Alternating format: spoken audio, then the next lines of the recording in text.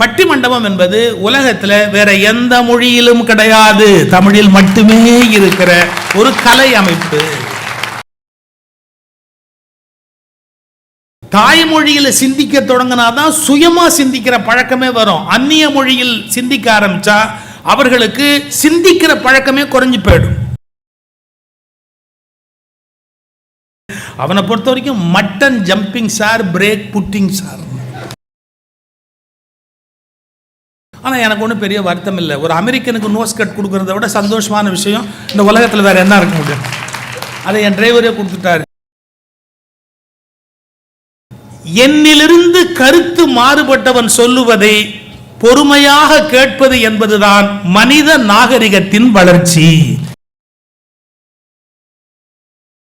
வடக்கத்திக்காரனுக்கு விலங்கலைன்னா அதுக்கு நாங்கள் ஒன்றும் பண்ண முடியாது. அவன் எவன் பேச்சை கேட்டா?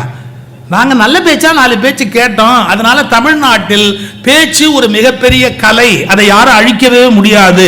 ஆற்றல் வாய்ந்த பெரிய கலை. எதிரெதிராகத்தான் இதயம் இயங்குகிறது, எதிரெதிராகத்தான் நுரையீரல் இயங்குகிறது, எதிரெதிராகத்தான் வயிறு இயங்குகிறது. எதிரெதிராக இயங்குவதற்கு பெயர்தான் வாழ்க்கை. எனவே வாழ்க்கையில் எதிரான கருத்துக்கள் தவிர்க்க முடியாது. எதிரானவற்றை பகையாக கருதக்கூடாது.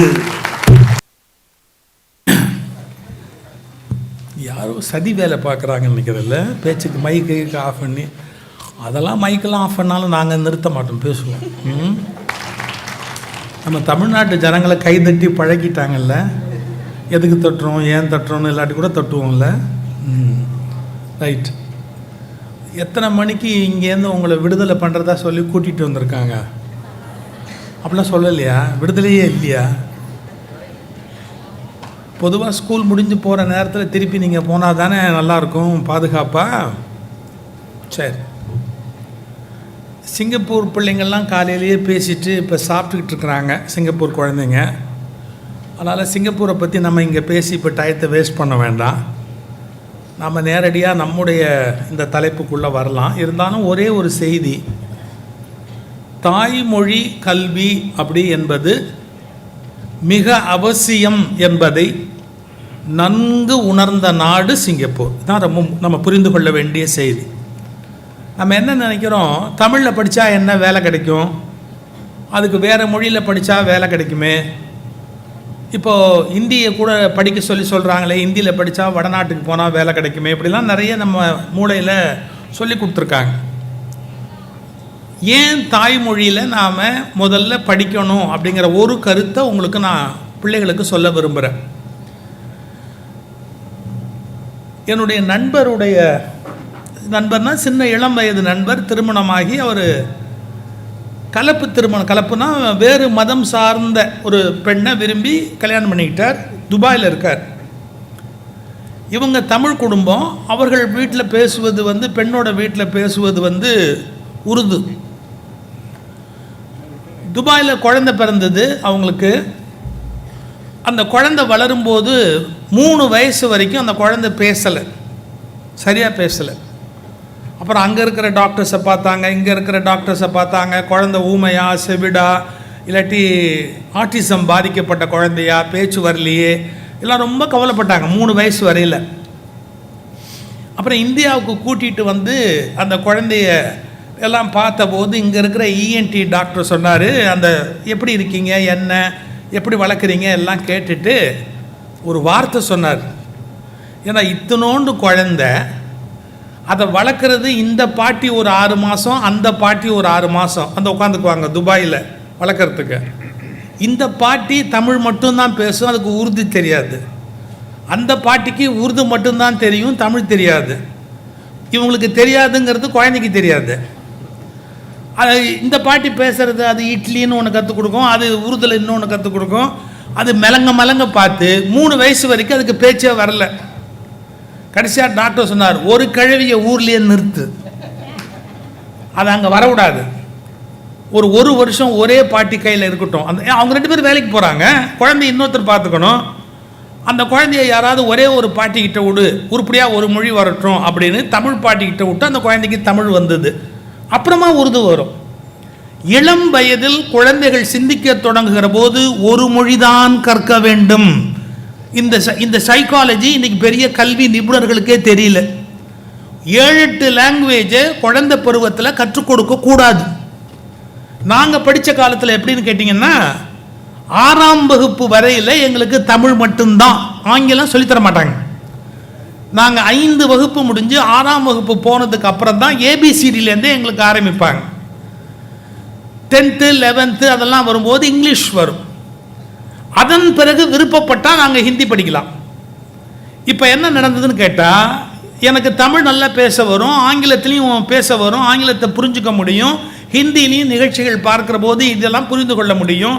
எதுக்கு சொல்ல வரேன்னா, முதல்ல சிந்திக்கிற பருவத்தில் தாய்மொழியில் சிந்திக்க வேண்டும். அப்படின்னா தான், இதை விட ஒரு பயங்கரமான விஷயம் சொல்கிறேன், தாய்மொழியில் சிந்திக்க தொடங்கினாதான் சுயமாக சிந்திக்கிற பழக்கமே வரும். அந்நிய மொழியில் சிந்திக்க ஆரம்பித்தா அவர்களுக்கு சிந்திக்கிற பழக்கமே குறைஞ்சி போயிடும். இப்போ ஒன்று சொல்ல வரும்போது ஆங்கிலத்தில் டிரான்ஸ்லேஷன் என்னன்னு பிரெயின் யோசிக்க ஆரம்பிக்கும் ஒவ்வொன்றுக்கும். அப்போ என்ன ஆகும்னா, சுயமாக சிந்திக்காது, டிரான்ஸ்லேட் பண்ணுற வேலையை தான் செய்யுமே ஒழிய சுயமாக சிந்திக்கிற பழக்கத்தை மூளை விட்டுடும். அதனால் தாய்மொழி கல்வி என்பது மிக மிக மிக அவசியம். இதை ஒன்று நாம் முதல்ல பதிய வைத்துக் கொள்ள வேண்டும். தாய்மொழி தெரிந்த பிறகு ஆங்கிலம் கற்றுக்கொள்வது நல்லது. ஏன்னா உலகத்தில் நிறைய நாடுகளில் ஆங்கிலம் புழக்கத்தில் இருக்கு. அப்புறமா நீங்கள் ஹிந்தி படிக்கணுமா, பிரெஞ்சு படிக்கணுமா, ஜெர்மன் படிக்கணுமா அப்படின்னா, எந்த நாட்டில் வேலைக்கு போக போகிறோமோ, இல்லை எந்த நாட்டில் கல்யாணம் ஆகி போய் இருக்க போகிறோமோ, எந்த நாட்டில் போய் குப்பை கொட்ட போகிறோமோ, அந்த நாட்டு மொழி படிக்கணும். ஏன்னா நமக்கு அவசியம். வடக்க வேலை போட்டாச்சுன்னா ஹிந்தி படிக்கணும், பிரான்ஸில் வேலை கிடைச்சா பிரெஞ்சு படிக்கணும், சுவிட்சர்லாண்டில் வேலை கிடைச்சா டச்சு படிக்கணும். அப்போ எந்த இடத்துக்கு நம்ம போகிறோமோ அந்த மொழி படிக்கணும். நிறைய மொழி படிக்காதீங்கன்னு யாரும் தடுக்க மாட்டாங்க, படிக்கக்கூடாதுன்னா யாருக்கும் எண்ணம் கிடையாது படிக்கக்கூடாதுன்னு. ஆனால் இளம் வயதிலேயே 7-8 மொழியை திணிச்சா குழம்பி போய் தப்பு தப்பாக படிப்பாங்க, அவங்களுக்கு சிந்திக்கிற பழக்கம் இருக்காது. இதை முதல்ல மனசில் வாங்கிக்க. சிங்கப்பூர் அரசு எவ்வளவு வலிமையாக சிந்திக்குது அப்படின்னு கேட்டிங்கன்னா, தமிழ்நாட்டிலிருந்து வந்த குழந்தைகள், நாங்கள் தமிழ் படிக்க மாட்டோம், சிங்கப்பூரில் இருக்க போகிறோம், அதனால் நாங்கள் இங்கே சீன மொழி படித்தா உருப்புடலாம், நாங்கள் முன்னுக்கு வரலான்னு வேகமாக படிக்கிறோன்னா ஒத்துக்க மாட்டாங்க.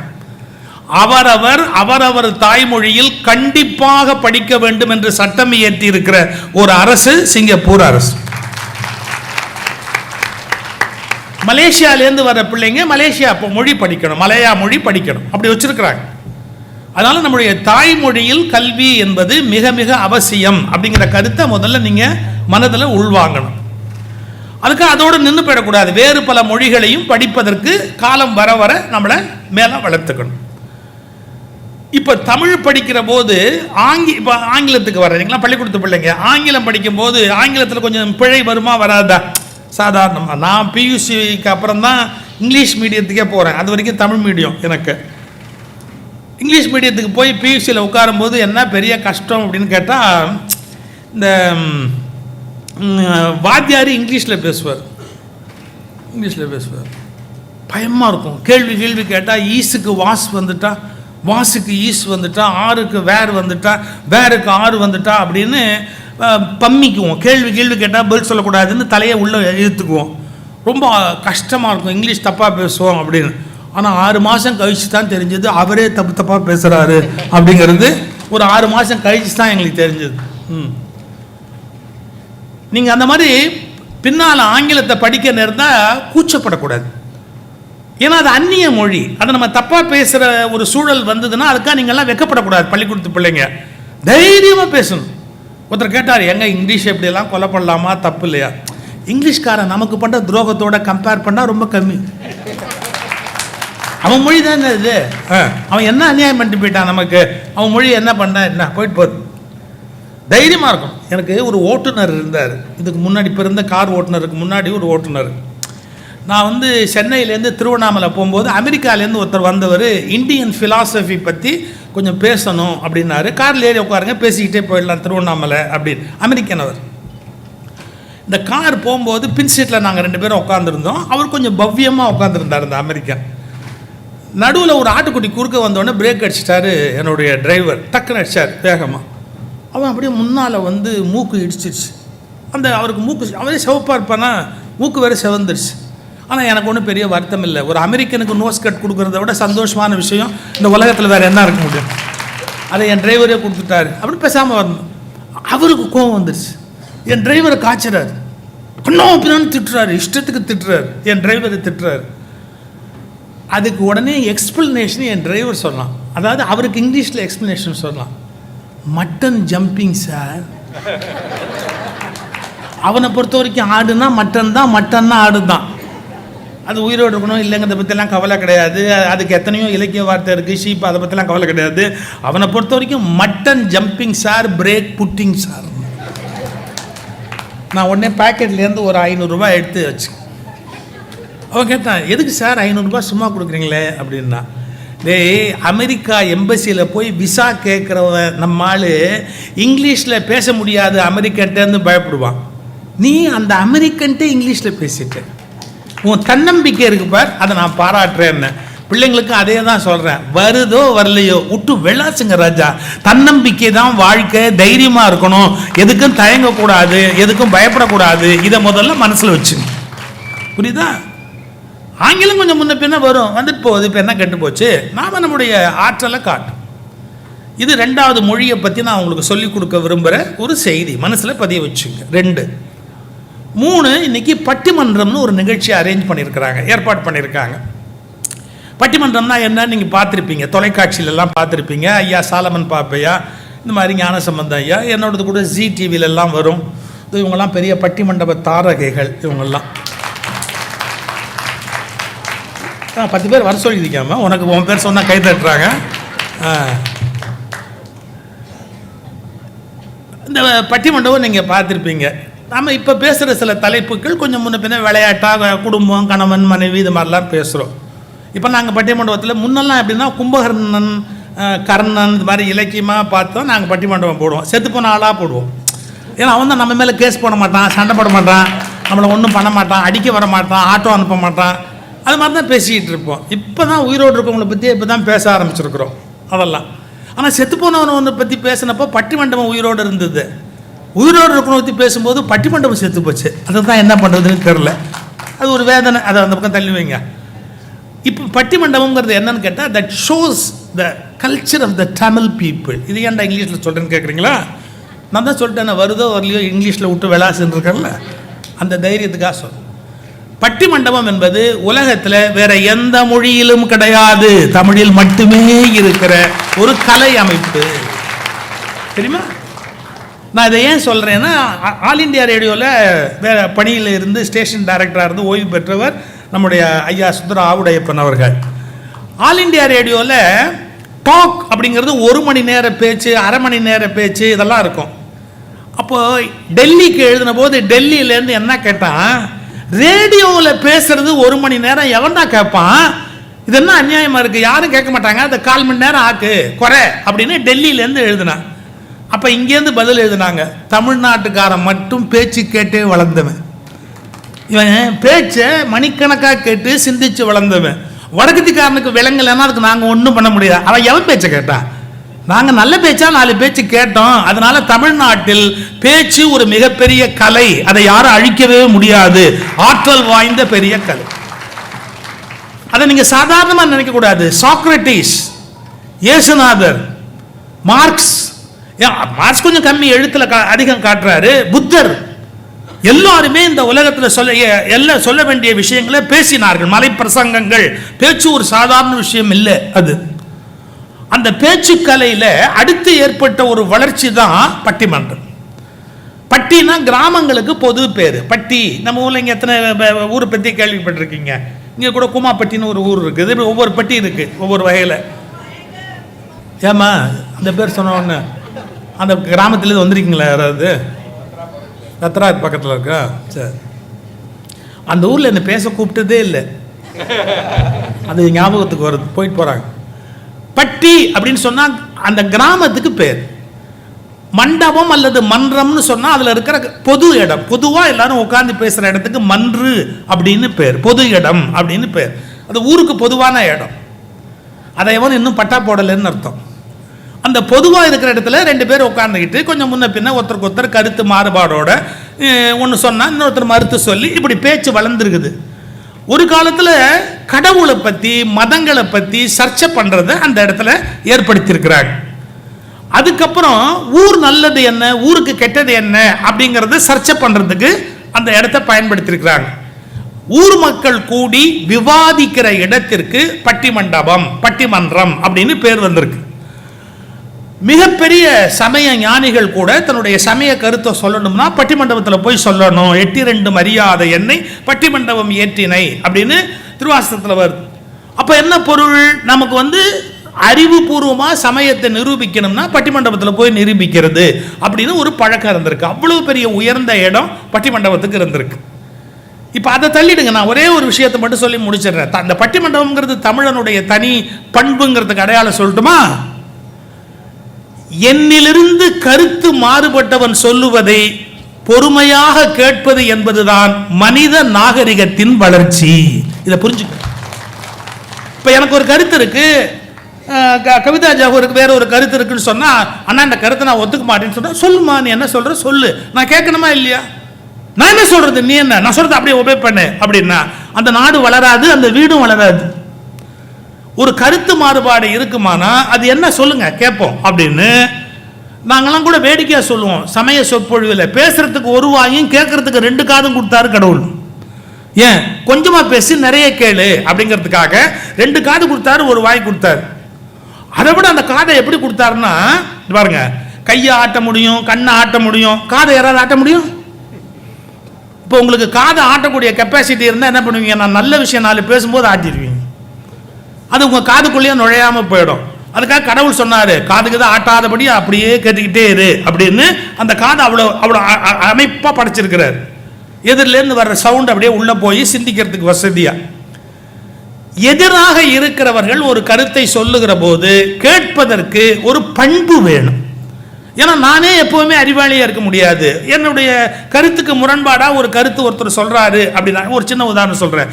இந்தியாவில்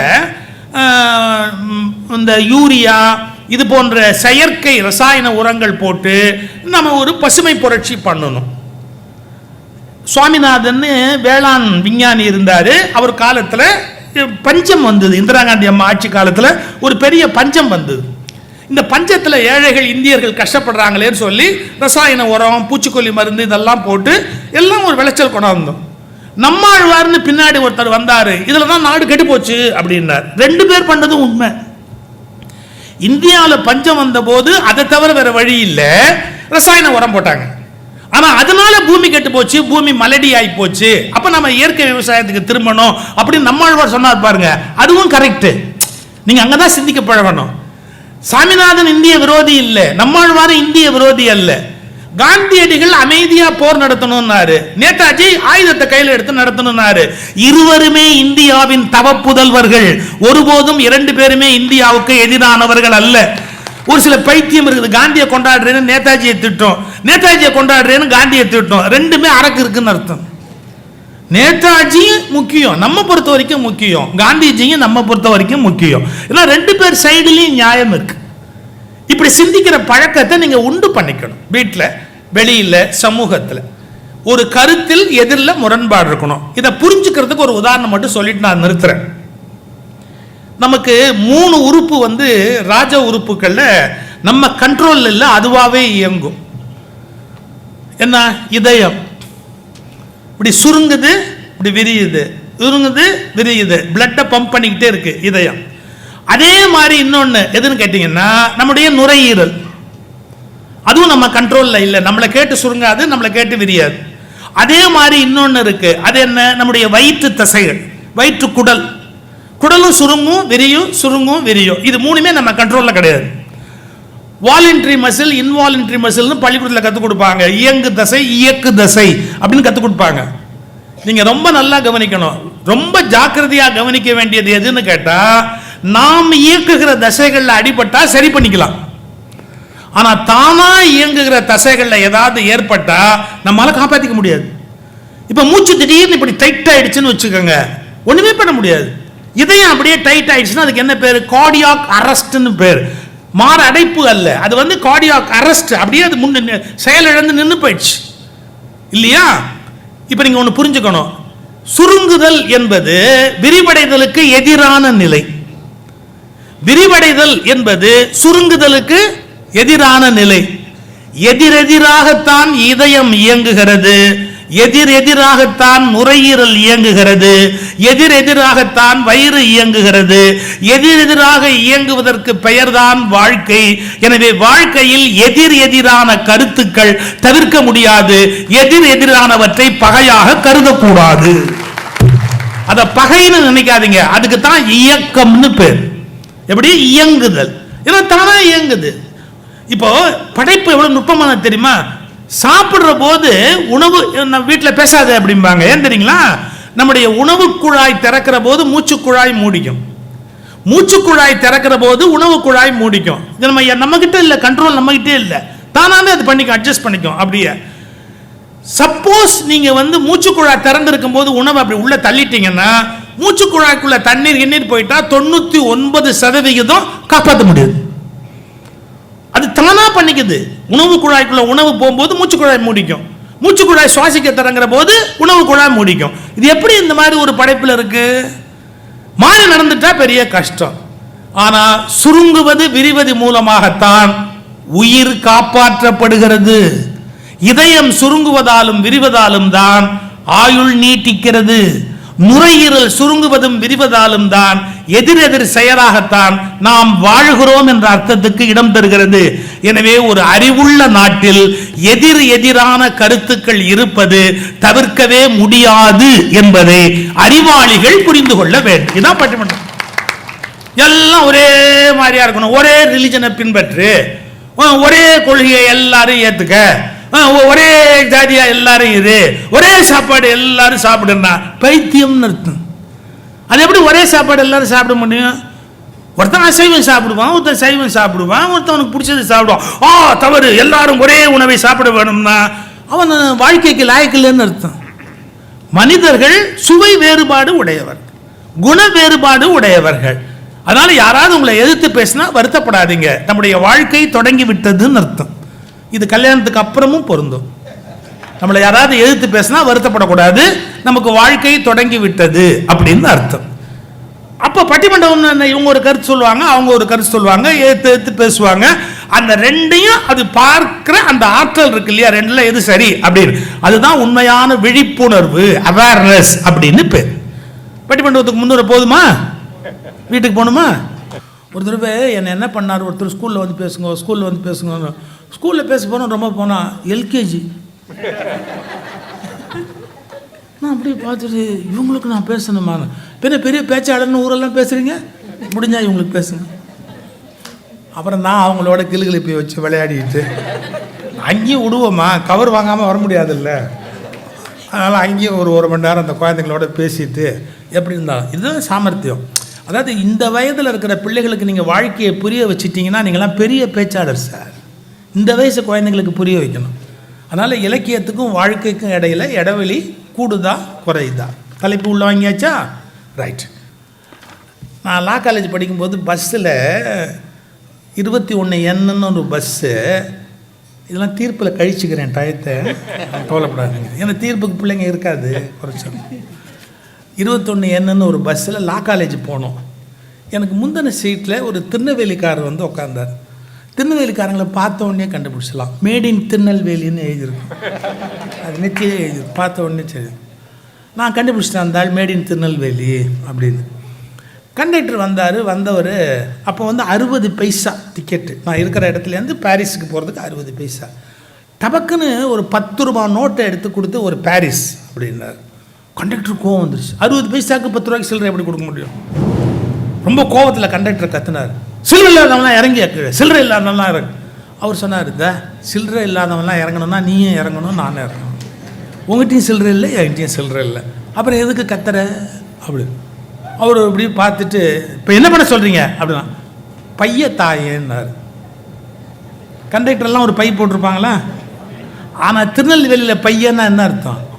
இதுவா இப்போ ஒன்றும் அவசரம் இல்லை, பைய தாயே அப்படின்னார். கண்டக்டருக்கு கோவம் வந்துருச்சு. இல்லைன்ற நம்பாமல் பையத்தான்னு கேட்குறியே, என்னையா நீ மனுஷன், உனக்கு என்ன அவ்வளோ கொழுப்பாகி போச்சா, பையத்தான்னு கேட்குறிய?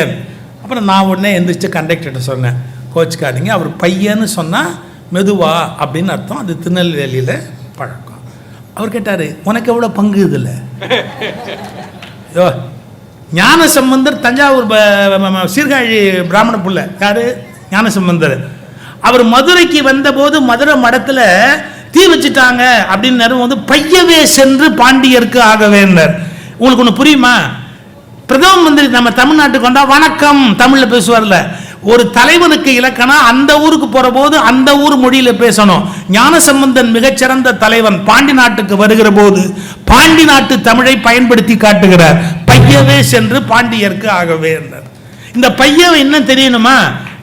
ஸ்ரீவில்லிபுத்தூர் பாண்டி நாட்டுக்காரி ஆண்டாள் அவ என்ன சொன்னா? பார்க்கடலுள் பையத்துயின்ற பரமன் அடிபாடி. அந்த பையங்கிற வார்த்தை திருநெல்வேலி ஸ்லாங். ஒரு வட்டார வழக்கு அப்படின்னு ஒரு பெரிய அழகு இருக்கு. அதில் வந்து திருநெல்வேலி அந்த வட்டார வழக்கை அருமையாக பேசக்கூடிய ஆற்றலுடைய சகோதரி அவர்கள். மறுபடியும் தலைப்பை ஞாபகப்படுத்தணும், நான் பாட்டுக்கு எங்கேயோ போயிட்டேன். இலக்கியத்திற்கும் வாழ்க்கைக்கும் சுந்தராவுடைய பண்ண என்ன யோசிக்கிறாரு? இங்கே கொடுக்க போகிற விஷயத்துக்கு ஏன் இவ்வளவு கஷ்டப்படுறாரு இங்கே? அதெல்லாம் விட்டுருவோம், குழந்தைங்களுக்கு அதானே பேசுகிறோம், வேற என்ன?